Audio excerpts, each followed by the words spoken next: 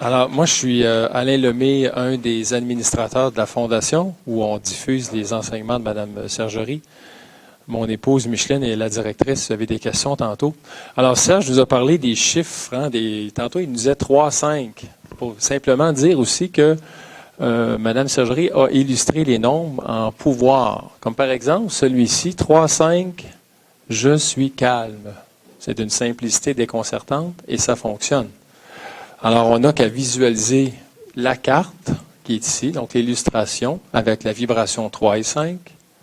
On centre son attention sur son point du cœur, donc on entre en cohérence, on se calme et on répète mentalement 3, 5, je suis calme. Et ce qu'on dit, c'est que ça rend le système nerveux quasi invulnérable. Drôlement intéressant, n'est-ce pas? Vous avez aussi un pouvoir, il y en a 108 en passant, rapidement, vous avez celui-ci pour le rajeunissement des cellules, que je fais tous les jours. Vous avez celui-ci pour la guérison d'un mal physique. Et c'est toujours illustré comme ça avec les chiffres. Vous voyez le nombre 8, 5 et 6, chacun des nombres correspondant à une énergie, une forme. Et c'est l'agencement de ces formes-là qui amène la matérialisation d'un pouvoir dans l'organisme. Voilà.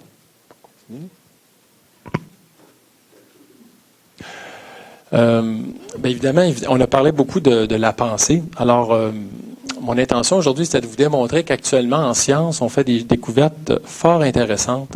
Vous avez ici le docteur René Poich, j'ai de la misère à le prononcer, qui a fait une expérience, peut-être vous avez vu, avec le petit poussin et ici, un petit ordinateur. C'est un robot.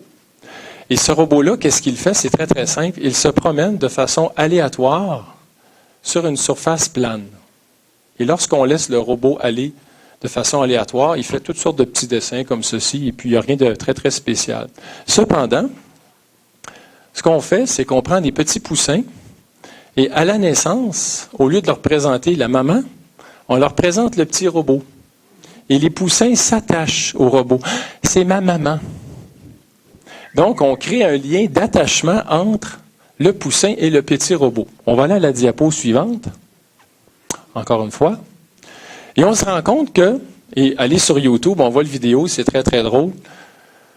On fait rouler le petit robot vert qu'on a vu tout à l'heure.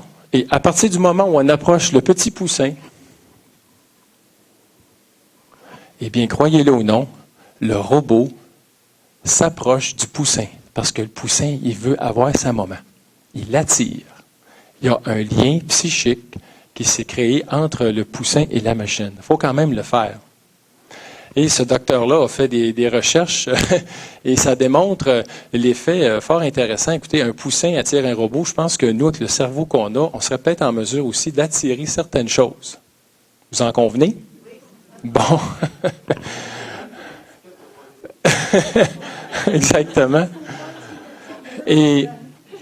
Et lors de l'expérience, écoutez, on a changé la cage de place, on fait toutes sortes de simulations et le petit robot se dirige toujours vers le petit poussin.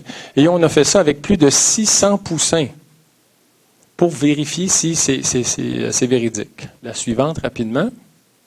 Ça, c'est un petit boulier. C'est fait à l'université de Princeton, je crois, oui. Alors, les gens sont assis devant le boulier puis on leur demande de faire tomber les boules d'un côté ou de l'autre par la pensée. Alors, on va aller à la suivante. Et on a réalisé que, je l'ai mis en caractère un petit peu plus grand, les paires formées de personnes de sexe opposé et ayant des sentiments l'un pour l'autre produisent de meilleurs résultats, 7 fois plus importants. Et on parle de petites différences. Le fait d'être avec son conjoint, sa conjointe, de se mettre dans un état intérieur d'harmonie, on dit à la boule ou au boulier, votant à gauche, votant à droite, ça réalise, ça matérialise. Évidemment, de façon très, très, très subtile. Hein? On parle des écarts de 1 ou 2 %, mais c'est quand même au-delà du hasard quand même. Ça le démontre. Je pense qu'on avait terminé. Oui, ça c'est vraiment, c'est une de mes préférées. On va aller tout de suite à la diapo suivante. Il y en a qui ont sûrement vu le fameux film La Matrice, pour les cœurs sensibles.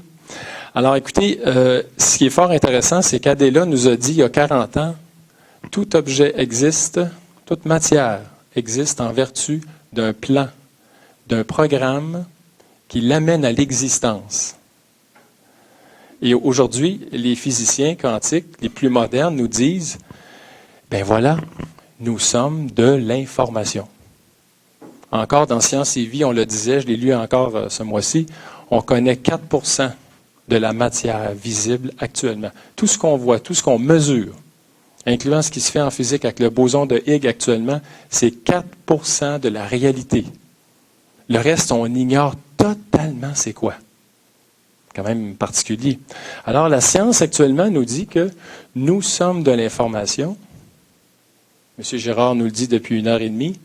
Je pense qu'avec la pensée, nous avons le choix, nous avons le loisir d'aller jouer dans ces champs informationnels-là et de se créer un monde comme on le veut finalement. On peut avoir un impact qui est non négligeable. Ça, je peux vous l'assurer.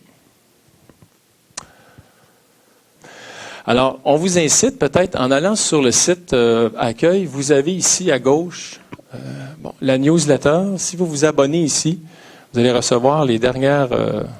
un pointeur laser. Alors, vous avez ici la newsletter et un petit peu plus bas, la pensée du jour, c'est recevoir chaque jour une pensée de Mme Sergerie par Internet. Aussi simple que ça. Et la newsletter, ben, vous allez recevoir peut-être 1 ou 2 messages par année ou 3 messages par année pour peut-être vous donner des informations des dernières nouvelles. Si on va dans boutique, vous avez dans la boutique la section gratuité. Et dans la section gratuité, vous avez des e-books gratuits que vous pouvez télécharger, que vous pouvez lire. Vous ne pourrez peut-être pas les imprimer, mais vous allez pouvoir les consulter. Donc, il y en a, quand on voit vers le bas, il y en a quand même plusieurs. Là. Si tu veux reculer à celle où on voyait, là, je pourrais prendre n'importe lesquelles, là, mais non. Ça, on a déjà parlé de ça. On tourne, on continue, je vais aller. Bon, reviens. Celle-là. Bon, regarde bien celle-là. Là. Je vais descendre un petit peu l'écran pour que ça ne cache pas.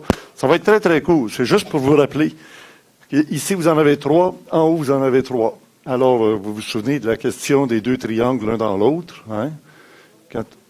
Oui, c'est ça qui fait, si tu veux, ça fait l'étoile de David, carrément, quand on les fait comme ça. Alors, vous avez la partie matérielle qui se trouve à être les lois de l'atome, c'est la matière. Les lois de la vie, c'est l'amour ou le corps astral, l'énergie astrale. Ici, c'est la matière. Et puis, vous avez l'autre en haut qui est l'intelligence, qu'on va appeler ici sur Terre l'intellect. Alors que vous avez les 3 lois cosmiques qui sont les lois cosmiques. Tu as la loi l'atmique, atmique, bouddhique et nirvanique. C'est comme ça que moi je l'ai reçu. Et l'âme, c'est toujours la partie qui était interpénétrante, les deux. C'est ça qu'on appelle l'âme. Et tout ça est dans ce qu'on appellera de l'esprit. Et c'est pour ça qu'on peut parler de spiritualité quand on est capable d'intégrer les 2 réalités.